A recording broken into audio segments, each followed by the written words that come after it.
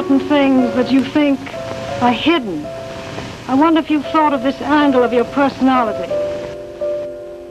I'd like to ask you some questions. Why do you like short skirts? Oh, because there's more to see. More to see, eh? What good does that do you? What's in my hands? It makes you more attractive. It does?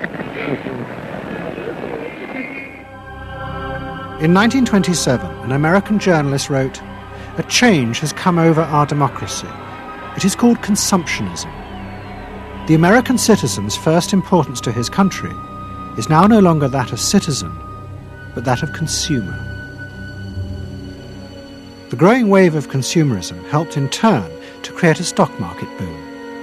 And yet again, Edward Bernays became involved, promoting the novel idea that ordinary people should buy shares, borrowing money from banks he also represented. And yet again, millions followed his advice. He was uniquely knowledgeable about how people in large numbers are going to react to products and ideas and so on. But in political terms, if he were to go out, so I can't imagine that he could get three people to stand and listen. Wasn't particularly articulate, was a kind of funny looking, and didn't have any sense of reaching out for people one-on-one. None at all. He didn't think about people in groups of one, thought about people in groups of thousands. So I would have nothing to do with him. Hello? Bernays soon became famous as the man who understood the mind of the crowd. And in 1924, the president contacted him. President Coolidge was a quiet, taciturn man and had become a national joke. The press portrayed him as a dull, humourless figure. Bernays' solution was to do exactly the same as he had done with products. He persuaded 34 famous film stars to visit the White House. And for the first time, politics became involved with public relations. And I lined up these 34 people, and I'd say, "What's your name?" He'd say, "Al Jolson." I'd say, "Mr. President, Al Jolson." Next day, every newspaper in the United States had a front page story. President Coolidge entertains actors at White House. And the Times had a headline which said, "President nearly laughed." And everybody was happy. But while Bernays became rich and powerful in America, in Vienna his uncle was facing disaster. Like much of Europe, Vienna was suffering an economic crisis and massive inflation, which wiped out all of Freud's savings. Facing bankruptcy, he wrote to his nephew for help. Bernays responded by arranging for Freud's works to be published for the first time in America, and began to send his uncle precious dollars, which Freud kept secretly in a foreign bank account. He was Freud's agent, if you will, to get his books published. Well, of course, once the books were being published, Eddie couldn't help himself but promote these books, see that everybody read them, make them controversial, emphasize the fact that, do you know what Freud says about sex and what he says cigarettes are a symbol of and so on and so forth? How do you suppose all those stories got out? Certainly the academics weren't spreading these around the country. Eddie Bernays was.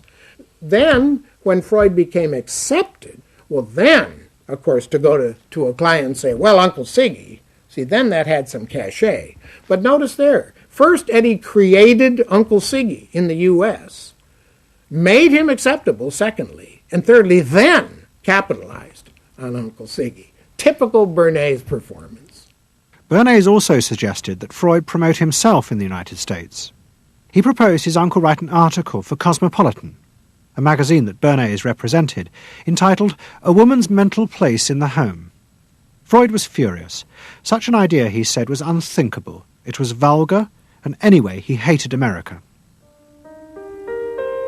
Freud was now becoming increasingly pessimistic about human beings. In the mid-20s, he retreated in the summers to the Alps, sometimes staying in an old hotel, the Pension Moritz in Berchtesgaden. It is now a ruin. Freud began to write about group behaviour, about how easily the unconscious aggressive forces in human beings could be triggered when they were in crowds. Freud believed he had underestimated the aggressive instincts in human beings. They were far more dangerous than he had originally thought. After World War I, Freud was basically a pessimist. He felt that man is an impossible creature, a very, very sadistic and bad species, and did not believe that man can be improved. Man is a ferocious animal, the most ferocious animal that exists. They enjoy torturing and killing, and he didn't like man. The publication of Freud's works in America had an extraordinary effect on journalists and intellectuals in the 1920s.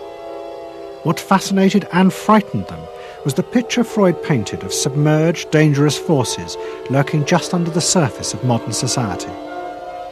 Forces that could erupt easily to produce the frenzied mob which had the power to destroy even governments. It was this they believed had happened in Russia. To many, this meant that one of the guiding principles of mass democracy was wrong, the belief that human beings could be trusted to make decisions on a rational basis. The leading political writer, Walter Lippmann, argued that if human beings were in reality driven by unconscious, irrational forces, then it was necessary to rethink democracy. What was needed was a new elite who could manage what he called the bewildered herd. This would be done through psychological techniques that would control the unconscious feelings of the masses. So here you have Walter Lippmann, probably the most influential political thinker in the United States, who is essentially saying that the basic mechanism of the mass mind is unreason, is irrationality, is animality. He believes that the mob in the street, which is how he sees ordinary people, are people who are driven not by their minds but by their spinal cords.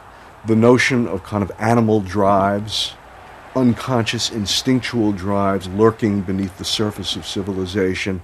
And so they started looking towards psychological science as a way of understanding the mechanisms by which the popular mind works, specifically with the goal of figuring out how to understand how to apply those mechanisms to strategies for social control. Edward Bernays was fascinated by Lippmann's arguments and also saw a way to promote himself by using them. In the 1920s, he began to write a series of books which argued that he had developed the very techniques Lippmann was calling for. By stimulating people's inner desires and then sating them with consumer products, he was creating a new way to manage the irrational force of the masses. He called it the engineering of consent. Democracy, to my father, was a wonderful concept, but I don't think he felt that all those publics out there had reliable judgment, and that they very easily might vote for the wrong man or want the wrong thing, so that they had to be guided from above. It's enlightened despotism in a sense. You appeal to their desires and their unrecognized longings, that sort of thing. That you can tap into their deepest desires or their deepest fears and use that to your own purposes. And then, in 1928, a president came to power who agreed with Bernays. President Hoover was the first politician to articulate the idea that consumerism had become the central motor of American life. After his election, he told a group of advertisers and public relations men, "You have taken over the job of creating desire and have transformed people into constantly moving happiness machines. machines which have become the key to economic progress. What was beginning to emerge in the 1920s was a new idea of how to run mass democracy. At its heart was the consuming self, which not only made the economy work, but was happy and docile, and so created a stable society.